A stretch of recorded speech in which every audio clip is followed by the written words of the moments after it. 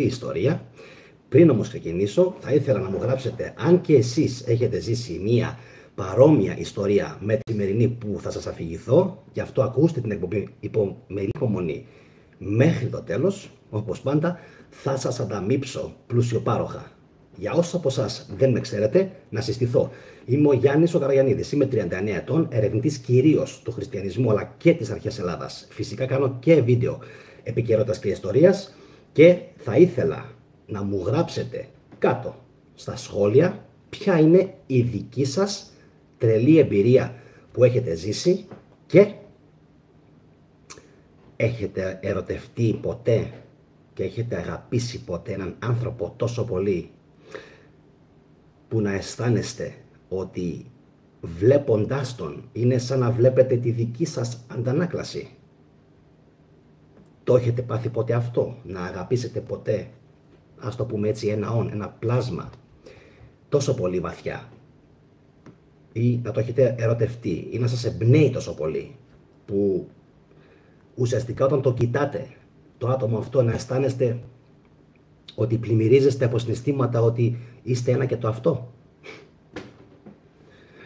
Μακάρι να σας έχει τύχει. Μακάρι. Ακούστε λοιπόν τώρα μια πάρα πολύ ωραία ιστορία η οποία θα σας συγκινήσει και θα σας εντυπωσιάσει. Πριν το κάνω επίσης να σας πω ότι αύριο το βράδυ θα γίνει μια πάρα πολύ ωραία εκπομπή για το μυστικό που μας κρύβουν για την Ιππατία εδώ και 1700 χρόνια. Οπότε κάντε εγγραφή και φυσικά like στη σημερινή εκπομπή για να μην χάσετε και την αυριανή εκπομπή. Πάμε λοιπόν τώρα να σας αφηγηθώ μια ιστορία την οποία με το που την είδα είπα τέλος. Πρέπει να την πω στον κόσμο της θετικής δοπαμίνης, πρέπει να ακουστεί καθώς είναι καταπληκτική. Ακούστε και δώστε βάση, δεν θα σας κρατήσω καθόλου. Ακούστε. Ο Ντασράθ Μάντζη, που συχνά αποκαλείται άνθρωπος του βουνού, καταπληκτική ιστορία, ήταν ένας φτωχός εργάτης από ένα μικρό χωριό στο Μπιχάρ της Ινδίας. Αυτός ο άνθρωπος λοιπόν, ο Μάντζη, έκανε κάτι καταπληκτικό.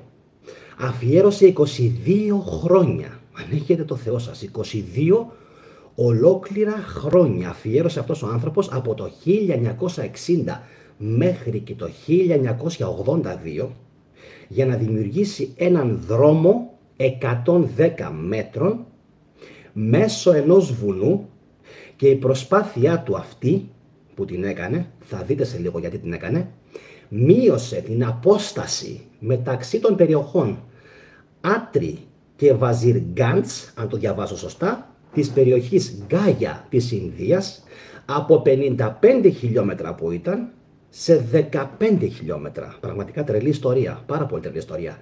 Κάνοντας έτσι τη ζωή ευκολότερη για τους χωρικούς. 22 χρόνια. Πώς το έκανε? Έτσι έγινε διάσημος για το ότι αυτός ο άνθρωπος σκάλισε, προσέξτε λίγο τη λεξούλα, μόνος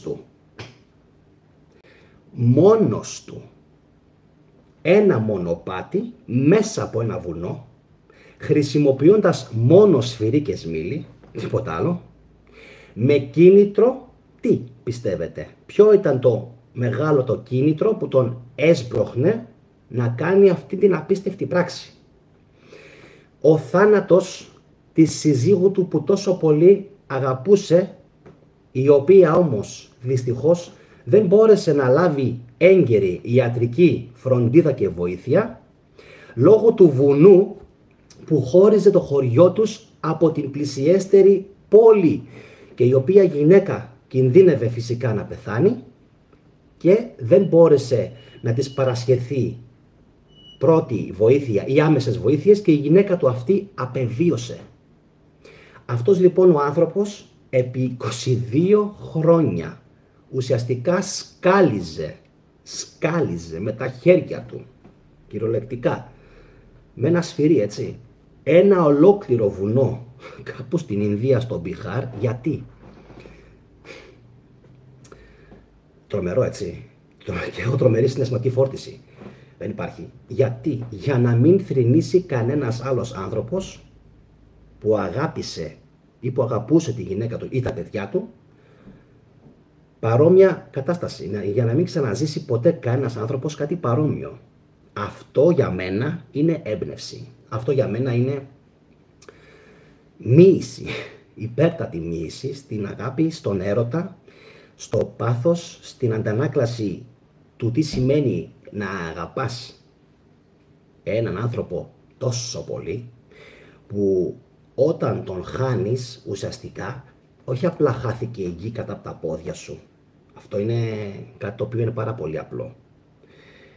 Ένιωσε αυτός ο άνθρωπος ότι έχασε τα πάντα. Έτσι, έχασε τα πάντα, χάνοντας αυτήν τη γυναίκα.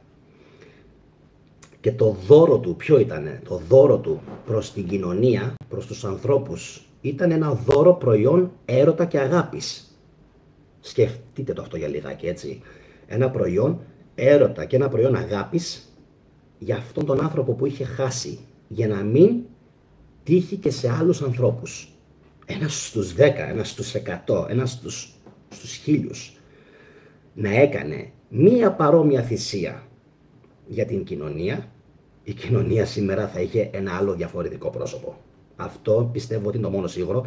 Γι' αυτό και επέλεξα από όλες τις ιστορίες που διαβάζω και από όλα τα κείμενα που πέφτουν στα χέρια μου, διάλεξα αυτό σήμερα, από το TikTok, έτσι, συγκεκριμένα να το ανεβάσω, καθώς μου δημιούργησε τεράστια έμπνευση, πάρα πολύ τεράστια έμπνευση, και είπα ότι αυτή την ιστορία δεν γίνεται, πρέπει ο κόσμος να την ακούσει. Αυτή την ιστορία πρέπει ο κόσμος να την ακούσει για να συνεχίσει να εμπνέεται από τον έρωτα.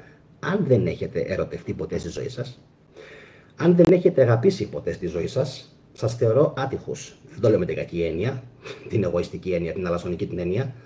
Το εννοώ με την ανθρώπινη έννοια. Αν δεν έχετε αγαπήσει έναν άλλο άνθρωπο, αν δεν έχετε.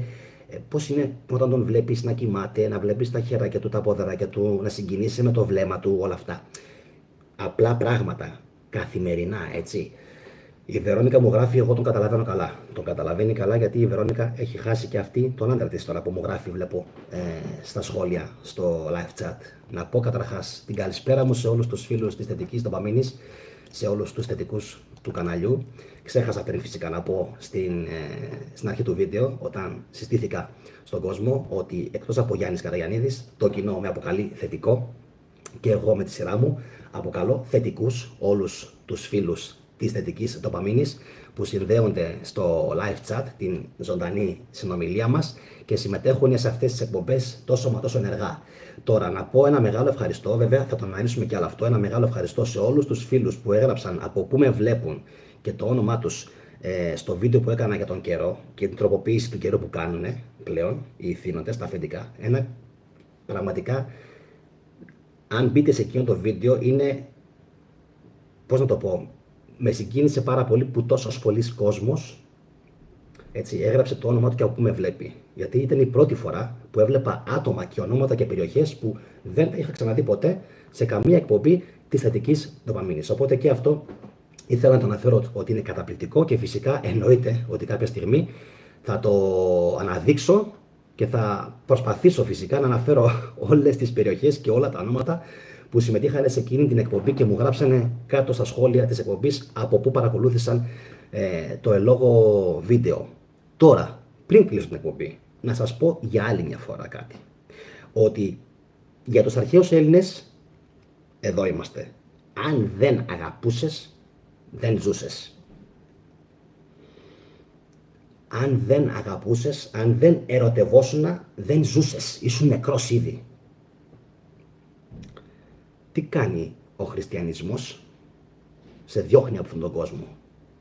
Το βλέπω σκαλόγριες, χλωμές, άσπρες, μισοπεθαμένες σχεδόν. Γιατί? Γιατί δεν αγαπάνε. Δεν έχουν έρωτα στη ζωή τους. Έχουν αφήσει αυτόν τον κόσμο πριν καν φύγουν από εδώ. Μου λένε μερικοί, γιατί κάνεις βίντεο για τον χριστιανισμό? Για να σου ανοίξω τα μάτια. Για να σου ανοίξω τα μάτια. Χωρίς έρωτα είσαι νεκρός. Έχεις πεθάνει και δεν το ξέρεις. Χωρίς έρωτα δεν ζεις. Δεν έχεις κίνητρο. Δεν έχεις διάθεση. Ακόμα και ο έρωτας της αγάπης, της μάνας για το παιδί, έρος, αλλά αγάπη, τρυφερή αγάπη, είναι έρωτας και αυτό. Σε σμπρώχνει να παραμείνεις στη ζωή, όχι να φύγεις. από τη ζωή και να κρυφτείς κάπου σε ένα μοναστήρι και να μην σε βλέπει κανείς. Είσαι στην κοινωνία εδώ και συμμετέχεις ενεργά στο γίγνεσθε. Είσαι αυτό που λέμε, πείτε το, μέσα στη ροή. Συμμετέχεις στο κοσμικό γίγνεσθε. Θα μιλήσουμε στο μέλλον για την Μεγάλη Μητέρα, για την Μεγάλη Παρθένα, για την Κυρία των Ουρανών, την Ίσιδα, την λένε Μαρία, Παναγία, Ίσιδα, Μεγάλη Μητέρα, Κιβέλη. Έχουμε χρόνο να πούμε πάρα πολλά. Πάρα πολλά. Θα τα αναλύσουμε όλα. Έχω σκοπό, όσο είμαι καλά, υγιής και ζωντανός, να δώσω το 110% σε όλους τους Έλληνες, όπου και αν βρίσκονται αυτοί. Δεν έχω να σας πω τίποτα άλλο, εκτός από ένα, να μου γράψετε κάτω στα σχόλια την δικιά σας τρελή εμπειρία, αν έχετε ή είχατε ερωτευτεί τόσο πολύ ή έχετε αγαπήσει τόσο πολύ έναν άνθρωπο, αν ναι, ποιος άνθρωπος σας εμπνέει τόσο πολύ, και θα περιμένω φυσικά να διαβάσω τα σχόλιά σας, να δω τι έχετε να μου πείτε. Δεν έχω να πω κάτι άλλο. Ένα τελευταίο εγκατακλείδι, αύριο το βράδυ. 1700 χρόνια μας κρύβουν το μυστικό της Ιπατίας. Κάντε εγγραφή και θα το δούμε μαζί ποιο είναι αυτό το μυστικό. Καλό βράδυ σε όλους. Γεια σας.